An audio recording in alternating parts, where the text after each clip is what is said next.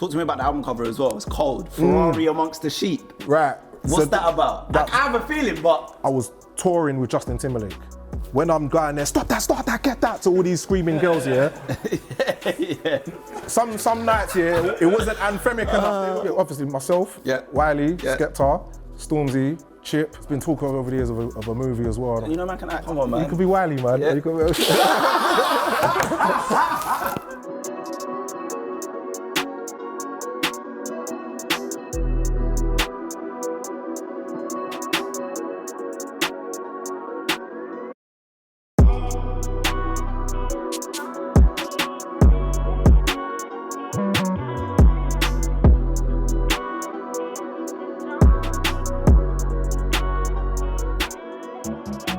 Dizzee Rascal.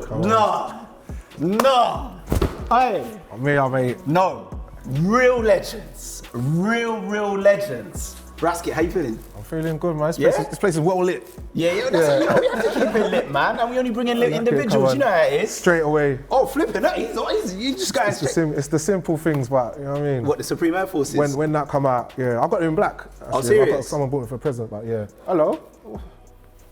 You know what they are? Yeah, I've just clocked the thing. It's the Cactus Jack thing. It's a nice little symbol in there still. Wait, hold on. I need to stop you straight away because on your feet, the Air Max BWs. Now, I'm gonna give you your flowers. Right. You made everyone want them kicks. That's this crazy. is fact. Like, Boy in the Corner on the cover of the album.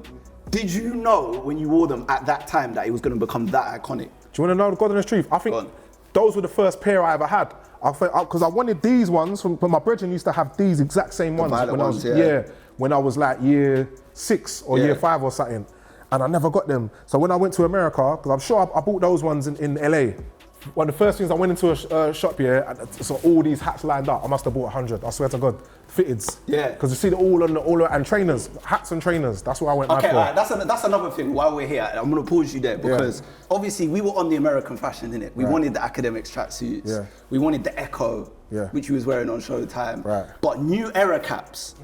If you had a new era cap, you was the guy, innit? Trust, yeah. But you just made new era caps so cool, bro. I got the nice selection. When I went out there, I just bought enough. Bare of them. And a couple, I bought back about a few Mitchell and Ness as well, bro. I've got a shed full of like hats. Like I've got thousands of hats that I've just collected over the years. I just didn't throw them away, but I was just big on that. I feel like when you think of like the icons, the people that have changed the game, the trailblazers, obviously you think of, you know, their music, their projects, their impact, but I also look at it and go, who did man want to be when we were growing up? Yeah. And I feel like at one stage, everyone wanted to be Dizzee Rascal. Everyone wanted to dress like Dizzee.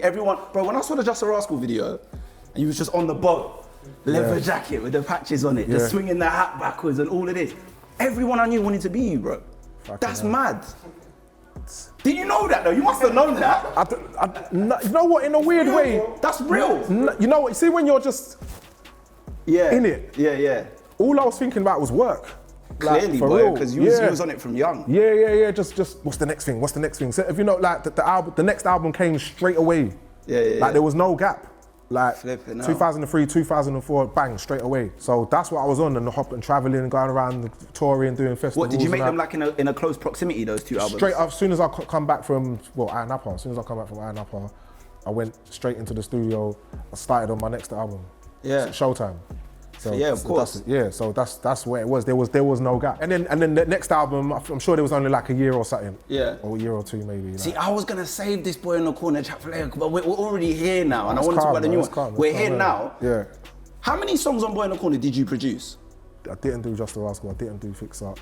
And I didn't do, there's one more. So I think I did. But you did the majority of 13 or something. That's mad.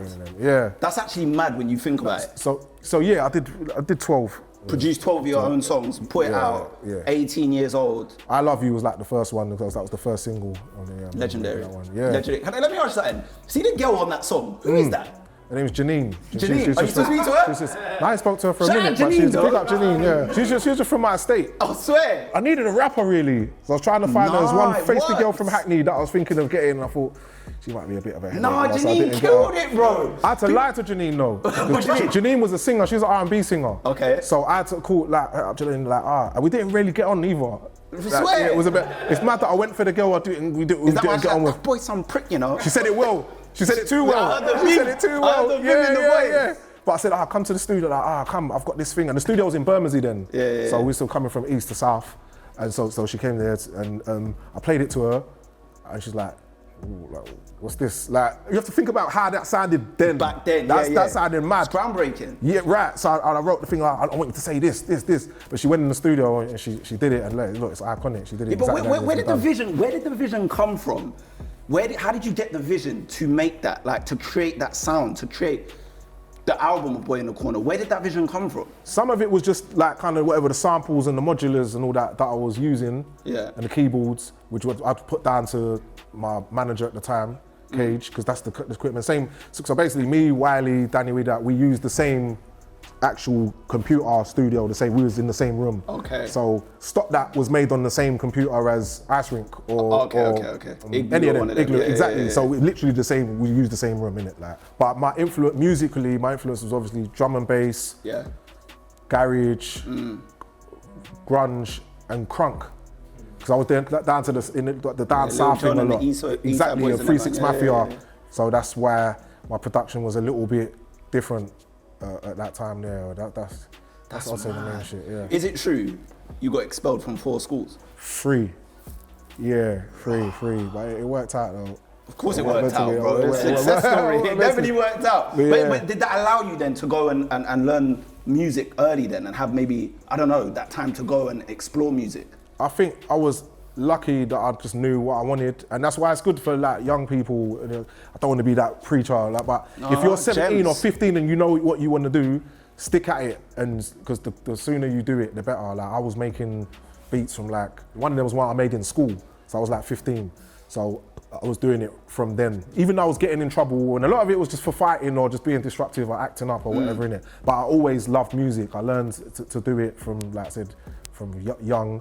And then I was DJing as well, drum and bass. I was immersed in that, and I didn't really want to do nothing else anyway. Yeah. So by the time I kicked out my last school, I was kicked out, but they'd come to a point where they let me come in and just go to the music room. So I was banned from the school, but I was allowed to just stay in the music room. Now it was good. That's lit, they did that. It was good of them to do that as well. So I'm quite an advocate for education and school and all that. Some people say it's a waste of time, but I feel like in this country, or at least with just how I grew up, I definitely will take off my hat to the schools that had the equipment there.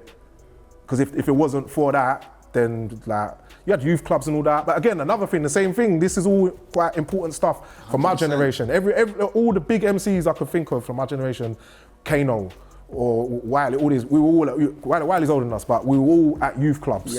Target, all these, it was all at youth clubs, and there's not many youth clubs about anymore, man. So I've heard, but there's still a lot of amazing talent about still making it happen, innit? Of course, and you've got a few of them on your new album. Let's go over to the Jordan Wall and we'll talk about your new album. Let's go. Yeah, man, sick.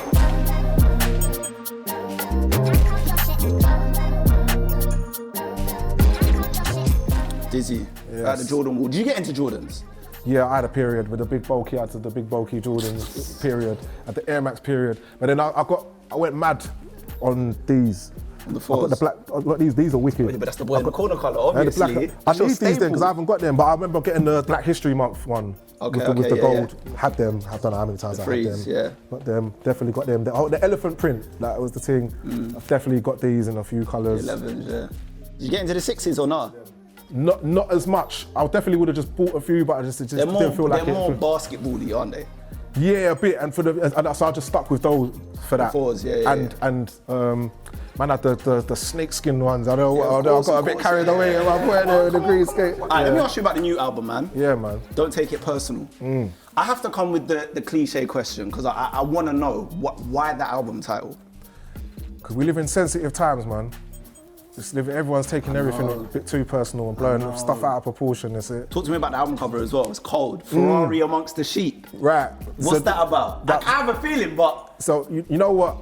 Matt De Jong is the guy who designed it. Okay. I didn't even question, I don't even know. I was letting everyone get their own meaning from it. It's art. Yeah. It was just a nice way to put my car on the front as well. You got to show them the money's running around here as well. So, but like I said, because it was originally a Lambo, innit? I wasn't about to go. Well, what I take from it is that you're not amongst the sheep, innit? You're standing out amongst the sheep. I mean, your career, you've always been someone that did that. Right, and not take it personally that sometimes people, like I said, if they're moving the way they move because they don't know no better, and you just got to kind of bore true. Let me speak to a certain song on the album, because I've listened to the album. You got a song on the album called Jerk and Jollof, right? Yes. You're Nigerian and Ghanaian. Right. So who's got the better jollof? Gambians. No, you're saying on the fence. No, but no, it's not on the fence because no one likes to talk about that's where it came from. But I said that them two. I didn't. I know, but why are we still just dismissing the whole the fact that you said it's on the fence. It's not on the fence. It's like I swear that's where it came from. You're shedding light. You're shedding light. So I've heard, innit? That's what I've heard. I've recently, I think I've preferred Nigerian jollof. But it depends on who's cooking it, though, innit? Okay. It depends on who's cooking it. Well, mummy was what? She's Ghanaian, innit? So, but it depends who was serving it, though, innit? I hear it. I thought I put it out there, innit? Because I always see Nigerians and I'm Jamaican. I'm half Jamaican. You see that one there? That argument there? I don't even like that argument. It's going over at the time, innit? But that's why I thought you might be upsetting it because you're both. So I don't know. I don't think anyone's looking for me to settle that one. I don't know, man. I don't know if I qualify. I don't know, like. Alright, cool. You've got some of the young G's on your new project. Yeah, mainly Back Row G. He's on there twice, yeah. That's what I was gonna say. Yeah. 2 songs on there. He's having an incredible year, man. Like he was just in the kitchen, right? Yeah. Shout out to Back Row G. Killed it in that. He did. He's in the kitchen. What is it about Back Row G? Like, how did your relationship come together? How did you start making music? 2 songs on your album. I think when I saw him do the tune with Lethal and JME.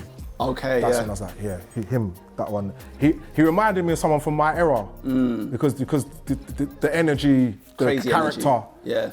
I could tell. I felt like he could have been a Grime MC. Yeah. Like the militancy. He reminds me of just militant, and the wordplay is crazy. Yeah, I know. I think people are distracted by like the noise, the theatrics and all of that. But he's saying things. Yeah, no, it's crazy. It's crazy. I'm big on lyrics. Yeah. So just when I hear him, he's one of my favorite rappers. If I hear him spit, I like the way that. It's someone I know that you see when you hear someone that I'm never gonna spit like that. Yeah. So it's nice, and then the dynamic of us together. Is cool. No, it worked. Yeah, and then the dynamic of me, him, and P Money on the song. Yeah, I liked as well. Shout out P Money, man. P Money's just he's a joke. Most reliable guy, man. He's too good. Man. He's just so lyrical. Yeah. See, with the album, you got DW on there as well. 2 songs. Yeah. JME's on there. Yeah. This is interesting because me and my friend was having a discussion the other day. Yeah. Everyone talks about like Grime. Is it alive? Is it dead? What's your view on the state of the Grime scene? I think when people have that debate, I think they forget that it's, Grime didn't come from the charts. It existed as its own culture, which was sound system based and radio based. It's about doing sets. Yeah. And then songs got thrown in to those sets. I just done a tune. Can you get the DJ to run it and see what can happen, and it might take off. That's why there's not. If you think about it, in the Grime catalogue, there's not loads of hits over the years. You can name maybe 5. Yeah, there's not there. So because the culture's not necessarily about that, and it's young. So dancehall started in the same way. It's the same kind of sound clashes. Yeah, and just the way it started off. But obviously it's been going for what? Dancehall's been around like 50-something years, like 60s, even longer, innit? So it's a way more seasoned, and hip hop and everything. So Grime is younger. So when was Grime's strongest year? 2003, then maybe 2015 again or something like that. When Skepta and them Stormzy came. Exactly. Yeah. So up until maybe like the last 6-7 years ago. But do you feel like it's coming back now? Because I can't lie, I'm hearing it in places a lot more again, and everyone's talking about. And shout out Drill. Like Drill's done what it's doing. Some people are saying Drill's dying. I don't think it's dying. I just personally think the feds are just like locking off. I think people are a bit harsh, man. They're always talking about everything's dead and dying and things like, because like, can they not have a breather, like, to just reset and like? You know what I'm saying? Man, I'm trying to eat off this. Yeah. Like, it's not even just like, we're not robots. Yeah. Like, if people are actually writing their own songs, and coming out with material after material after material. Eventually, like, people, sometimes they love you, but then they like the sound of this thing now. Yeah. Then it's for you to keep doing your thing until they come back around again.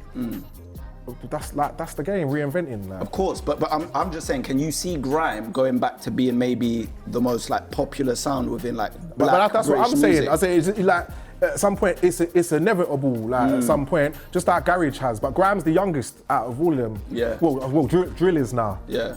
But grime, like it's had, we already said, so it's had like kind of 2 cycles. Yeah. Already. Yeah. So drill's had 1. Yeah. Garage has had about 3 or 4. Drum and bass has had about 4. Like, it took a minute. Like, so this is all quite young stuff. So at some point it will. But it's always been down to the songs. Facts. So who can make songs? Skepta can make songs. Stormzy can make songs. Yeah. The boy can make songs. Like Kano, people, we know how to make songs. Do you know what I mean? Others. So that's where it is. Everyone's not necessarily. Songwriting is a different thing. That's a different art. 100%. You know what I'm saying? Yeah. Can I put you on the spot a bit? Go on. Can I? Yeah, go on, man. Yeah. All right, so Mount Rushmore. Mount Rushmore. You're on the Mount Rushmore. That's not even debated for me. You're there, Mount Rushmore. Who's the other 3 spots? UK. You see these debates, yeah? I can't because I just... give me one other spot on there with you. Don't give me the 3. Give me the one other person you say has to be there with you. There wouldn't be no Mount Rushmore, bruv. There'll just be I'll tell you who I rate, and the list is just long. Okay. It's just a long list. I'm not doing but he's nah. It's just like this man's sick. This man, we know Skepta's sick. Stormzy's sick. Okay, our class back road. All right, we're just talking about grime. We talk about just grime. Just grime. Because I don't just listen to. I love drill. I love what they do. Yeah, let's go just grime then. If we're talking grime, then it's the obvious ones. Still, so yeah, obviously myself, Wiley, Skepta, Stormzy, Chip. That's a long Mount Rushmore, brother. That's how many faces we don't do Mount Rushmore. There's no Mount Rushmore in England anyway. There's no Mount Rushmore. Yeah, because the way these Americans are talking about us online, it's starting to wind me up, bro. So let's concentrate on whatever we've got over here. Big Ben or London Eye, okay, who gets on the London Eye? Shout out to Bumby, that's my guy for life though. But yeah, who else am I gonna? I'm gonna say other people. Like, obviously, come on, that's. Sometimes things are so obvious, isn't it? But yeah, Kano. I'm going to put Jammer because of Merkel, man. But Jammer in grime is I'm going to say P Money. Yeah. Do we say D double? It has to be D double. Of course, D double. Yeah. I'm going to say Roadside G's, Flirter, Essentials. Get me in my channel, you bad. Essentials. Yeah. There's guys like J Deep. Don't get me started. Like early grime people like J Deep and the Dogzilla, and them Dagenham boys. Yeah. Like Flow Down, obviously, Breeze. Is that like Rough Squad? Rough Squad, come on, man. They were your guys. Shifty Riders. Shifty Riders. Like Murky Ace. Yeah. That all style. Legends, man. Chronic, when Ring came out, Temps. Nah, but Desperado as well. From early days. There's too many. Like, There's a lot. But that's what I say. I can't do the who's the. Yeah. Because then what are you basing it off? Are we talking off sales or off influence or of impact? Gets just needed to be on that list as well. Oh yeah, 100%. Gets. But when I used to roll with Gets when we were younger, he wasn't an MC yet. But again, it's all that era. Or was he just a madman? Yeah, really. Gets was a madman. Ghetto, man. He was a combustible guy. That's my guy. That was ghetto back then. But looking back on it, man, like how mad was that era for you? Because I just feel like being even a kid going to school, having a Nokia, like listening to this music, like on your Nokia, like sharing it, going home, being on MSN, playing it, then turning on your TV, watching Channel U, seeing it. Bro, in that era, like, you was Jay-Z, bro. Like, you was just completely gone, top of the mountain, and then you're seeing all of these people come up. How was it for you just living in that era?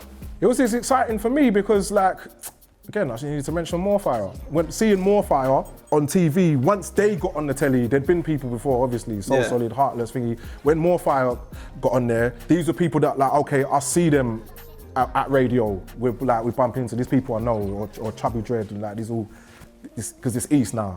Yeah. So we're seeing them up there or else. That one excited me. If you go and watch the Air video, I pop up in it twice. Like, Wait, you're in the wedding video? If you, we'll find the scene here. Towards the end, I pop up with my little woolly hat, like I'm there. What? And I remember we found. I don't know what? Because them times no one was looking for Dizzee then. Okay. And Maxwell Ranger as well. When Maxwell was another one who bust just before that. And God's Gift as well. Was Leaf never spoke about this? I don't think he has. I don't know if he even remembers. But I remember just that video there. That was very important. And if you want to know the truth, man, definitely went there. Man climbed over. It was in some old hospital or some shit in Leighton or something like that. Me and my brethren said, I'm going there. We found it and I climbed over. Snuck in? And got in, yes. I got in the shoot. That's how to get in. I didn't know how I was to get in, but I was about to be at that shoot. Yeah. And just being part of that energy there, because it felt like they'd become superstars. And then to be fair, the first album I actually appeared on and even produced the track was the Morefire album. So if you go back and listen to the Morefire album, I'm on their first album. Like, that's where Dizzee Rascal first popped up. What was the name of the track? Still the same. So it's me and Morefire crew.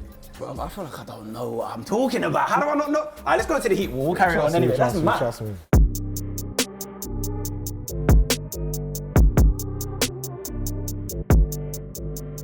Dizzee, we're at the heat wall right now, man. You know what's man? I've got a few stories. I remember being in LA when these were launched. Oh, you was there? I was there with Tiny Temper and Dummy. Yeah. There was an auction. Yeah, I heard about this. And Tiny paid 20 bags for these. I sat there next to him, the bid kept going up. He wasn't about to be outbidded. They come in some mad box. Michael J. Fox was on the stage. Was he there? I think he was there. And Doc was there. I remember that's the first time I saw them in person. But those ones did themselves up. I don't know about these ones. Them ones were self-tying. I don't think those ones are self-lacing still. I remember getting sent these. I've still got these. Well, hold on, you got sent them? Yeah. They were, yeah, man. I remember I was, when it come to crap. All right, say no more. And I've got these as well. Well, who said, was that Nana? Was it Nana that sent you them? Yes, big up Nana. Come on, shout out Nana, man. Yeah. I didn't get a pair, but shout out Nana. And Kemi. Oh yeah, Kemi. The original, yeah. So I got these and these. But these are just these are important crap. Yeah, I've got them. They're there. What's the condition? Peak condition. Really. Yeah. There's that. Mint. I hold these daily. I wore them in the video. I got a song called "Don't Be Dumb" with Ocean Wisdom. I wore them. Okay. In them. Every now and then I bring them out. But yeah, they're Are you still a man that tries to get like rare trainers, or are you just like past that now? Where are you at with the kits? I can't be asked, man. But I will every now and then. I'm thinking these are beautiful. But at the time, they was like a G or something, innit? Yeah, they were stupid money. They're really nice though. They are fire. Did you get into any of the Travises or? These Cactus Jacks, I remember they were crazy. I like them. Backward swoosh. Yeah, the off-whites. Yeah, that's another. Okay, I've got some off-white ones. Yeah, they were good. Did you ever meet Virgil? Yeah, a few times. He was cool. Is it? Yeah. Where was one of the places you met him? Probably Shoreditch House. And out in Miami, there was a bunch of us. Me, Rocky, Skepta and all that. There was a party on the thing. Because him, A-Side, they used to run parties, innit? They used to do parties. I don't know. Yeah, he was a proper for a long DJ. time. Yeah. So that's why I bucked up with him there a couple times. Sweetest guy, man. And not a bullshitter either. Yeah. Like if you say you hit him up, he hit you back fast. Like things came back fast. Like the Trap Style guys. They just send Trap Style all the time. Yeah, sick. Let me ask you about like your trajectory, man, because obviously like Boy in the Corner drop.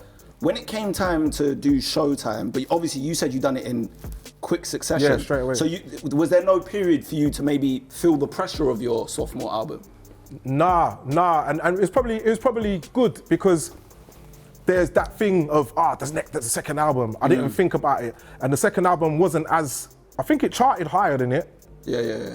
Charted higher than the first album. Boy in the Corner made you a bigger star as well, innit? Yeah. So then just off the back of that. Yeah. But it was its own thing. It's got its own crowd that appreciate that album too. Yeah. But I didn't feel no pressure. I just got straight. I just loved what I was doing. I just knew no breaks. I need to drop the next one. That's what I was just on. What was your thoughts for the people that said like by the time you did like Tongue in Cheek, and obviously that's where you started making like mega hits here in the UK. You know, you had the one with Calvin Harris, Dance With Me. Yeah, and Holiday was on there. Big songs for you, but then obviously you had some people saying, you know, he's got more commercial. He's making more commercial sounds right now. What was your view on that? At first you're vexed with everyone. It's like, fuck you. Like, of course, it's that fucking idiots. Because what they didn't understand is that it wasn't like, it done so well that it looked like it was some like, yeah, right, it's time to go big time. Like it's just that easy. I made it look that easy. Yeah. It's like, right, I'm going pop now, it's enough, you lot, I'm going now. Like, no. Yeah. I just, like, I was kind of, I'd finished my record deal with XL, so I had the 3 albums by then, and I was kind of in this space where it's like, I don't know, and I'd heard Calvin Harris. Then he done another song with the Mitchell brothers. I remember that. Yeah, Routine Check. Yeah. That was a tune. And then so the tune they done with Calvin Harris was something about Michael Jackson. I wish I could dance like Michael Jackson. I remember that, yeah. But that beat is what, like, yes, I could rap on something like that. Yeah. So I ended up meeting him at one of them big festivals, like Radio 1 Big Weekend or something. And I just said, yo, can you come in? I said, this, what's going on? Yo, love your stuff, man. Let's work, let's do something. He said, yeah? I said, yeah, man, let's do something. So I wrote Dance With Me, but I didn't write it to that beat. I wrote it to a beat, Groove Armada. If anyone knows who Groove Armada is, they what's that festival Groove Armada, yeah. Lovebox. They that's their festival? That's actually their festival, Okay, innit? shout out to So them. they sent me a beat. I wrote it to that, but then my manager's like, yeah, this is all right. But I think you should get it on a different beat. So I called up Calvin Harris and asked him to send me something. And he sent me the beat to Dance With Me. And then I recorded it to it.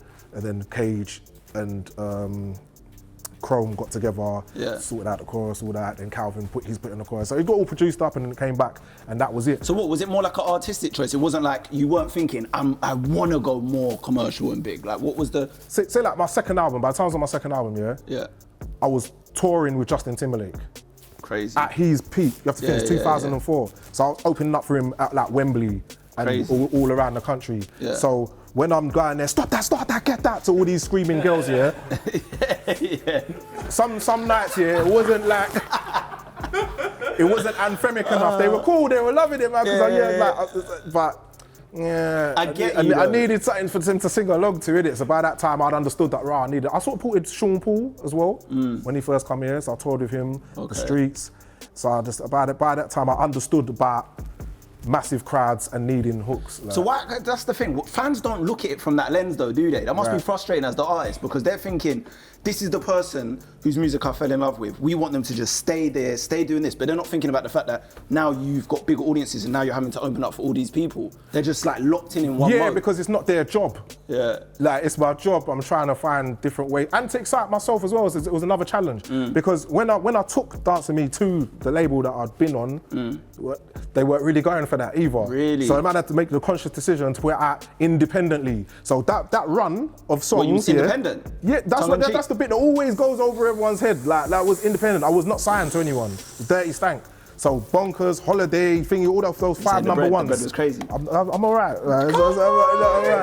That was crazy. That's a crazy run. Like, really independent. No one like the label's distributor behind the back. Like, it wasn't that. No, it was really like, fully independent. So man was on my own. Like, wow. So it was a gamble as well. It just looked so crazy that like it was engineered. And, Nah, man. Even if you look at the Dance With Me video, I felt like that was a cheap video for that time. Like, it was like a budget, like kind of just in some wine bar or some shit like that. Just invited girls I knew to just come there and just like. Is Janine there? Like, Janine weren't in that one. No, there's a couple old school ones in there. Janine weren't there. Anyway, but I understand sometimes why the fans feel like, because sometimes I fight it. Like, nah, I'm not. If we want, I can't make the old stuff. Yeah. This album is more me going back to producing, though, at least. So that you're gonna get that essence of my early stuff, because I produced most of that. I can hear it, don't take me personal. I can hear it for sure. So by the time I got to the Tongue and Cheek, that album you're talking about, I'd stopped fully. So that's not the Dizzee Rascal on the buttons. So with this album, you're gonna get more of that. But I understand people wanting throwbacks. I want to these people, they re-release trainers, so I get it. All these trainers were out in the 90s, first some of them late 80s, yeah, but they've come back fresh and people still wearing them, all that. Retros. But I'm not a trainer. Like, I'm not a pair of trainers, innit? Like, so I just, as an artist, just trying to find different ways still. So no, I hear it. Let's talk about the documentary, because I hear you got a documentary coming out. Potentially. Man in the Corner. What's it called? Man in the Corner. Man in the Corner. I like that. I like how you flipped that. What's the concept behind the documentary? It's actually mainly based around the O2 show that I had, celebrating the 20 years of Boy in the Corner. Okay. So it's like the build up and that, and then obviously the background into my life and career, how I got to that point and all that. Oh, you're going to show that kind of build up part as well? Yeah, me with my kills and all that. Like, it's good. It was nice to see. It's nice to kind of stamp and put it. Like, it makes sense. It makes sense to have a documentary for you. Like you said, 20 years of Boy in the Corner. That just makes sense, man. It's been talk over the years of a movie as well, and I've always been a bit shy of it. Like, well, it's like. Is it? Because a lot of the time. You know, man can act. I hear you, man. Come on, man. You can be wily, man. Yeah. You can Big up, O2 window, innit? Alright, cool. Say no more, man. Nah, but it'd be good to do something like that. The only time I've been worried about movies, because a lot of the movies, the good ones, are not always really based off truth. Like they have to do a little bit of jiggery pokery, like to make it look good for the people they're in it. So that's why. You know, who would play you? Who would play you now? That's a good question, man. Don't say Damson. That's the first thing I thought as well. Did I meet him recently in a club somewhere? I think I met him. Is he from Chadwell Heath? I don't know where he's from London. I met him tape a little while ago. So he was in a couple of doing his thing. He's doing his thing. Say pre-Laurie, yeah? Say no more. He's doing his thing. But I don't know who would play me. I don't know. Michael Ward? You know, I'll play myself, bro. We've got AI these days. We've got the AI, man. A man said the AI. We've got the AI.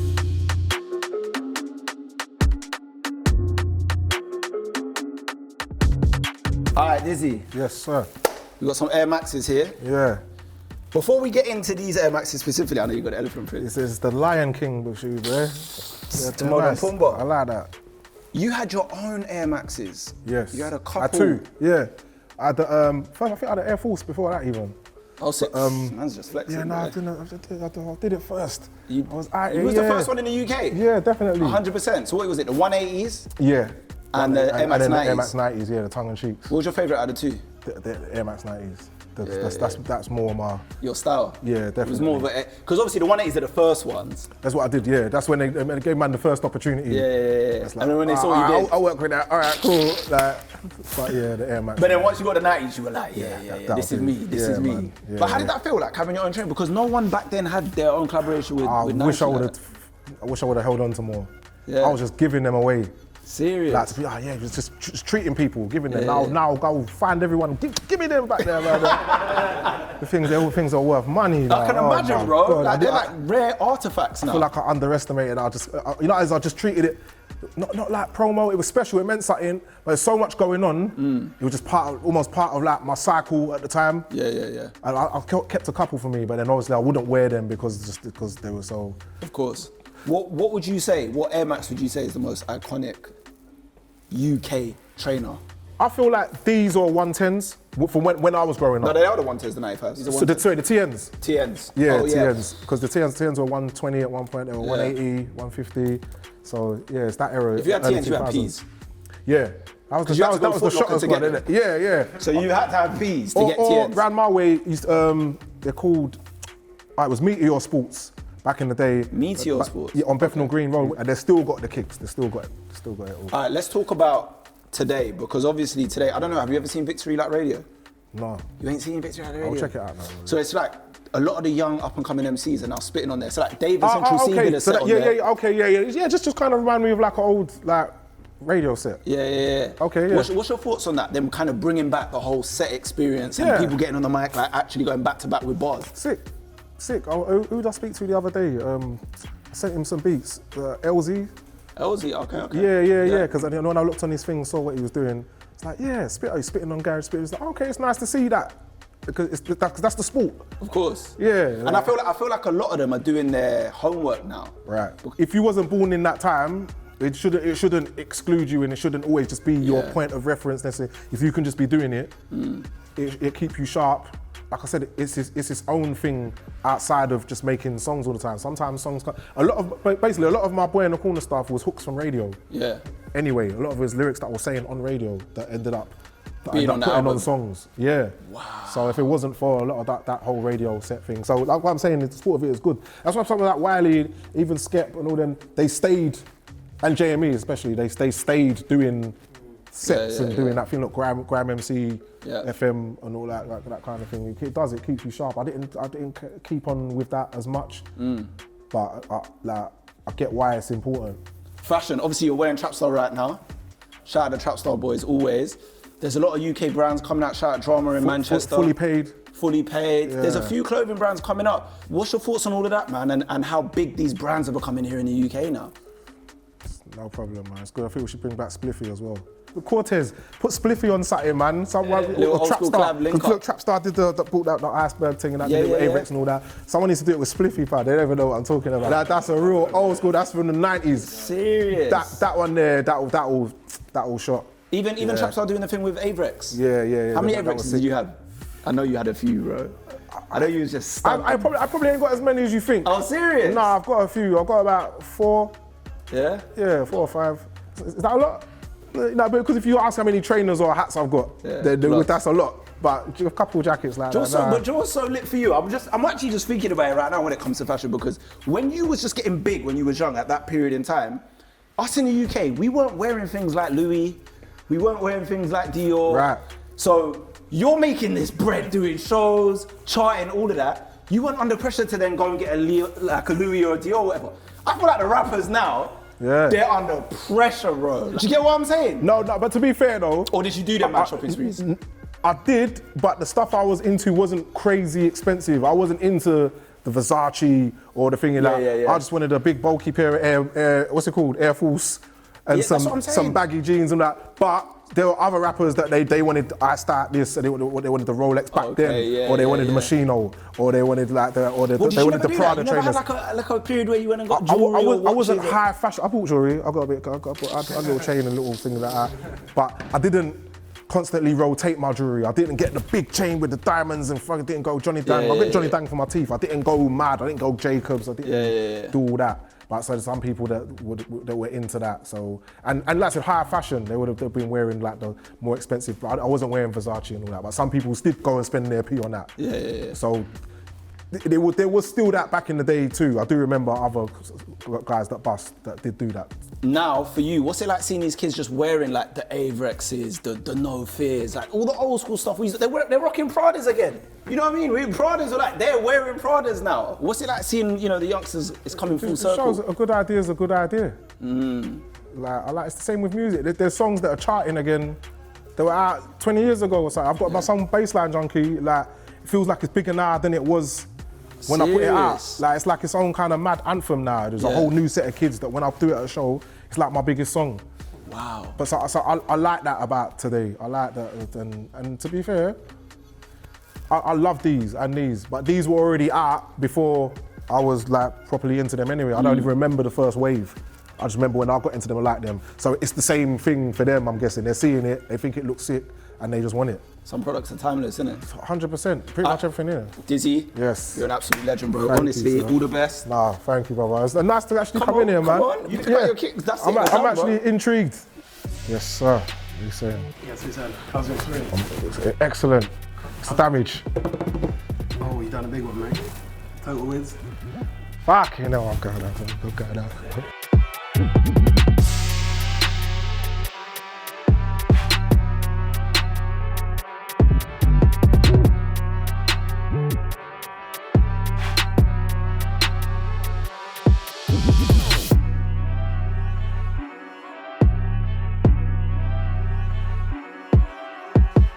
Yeah, man, that was nice. Don't forget, my new album, Don't Take It Personal, February 9th. Catch a vibe, man. Kick game, I'll see you next time.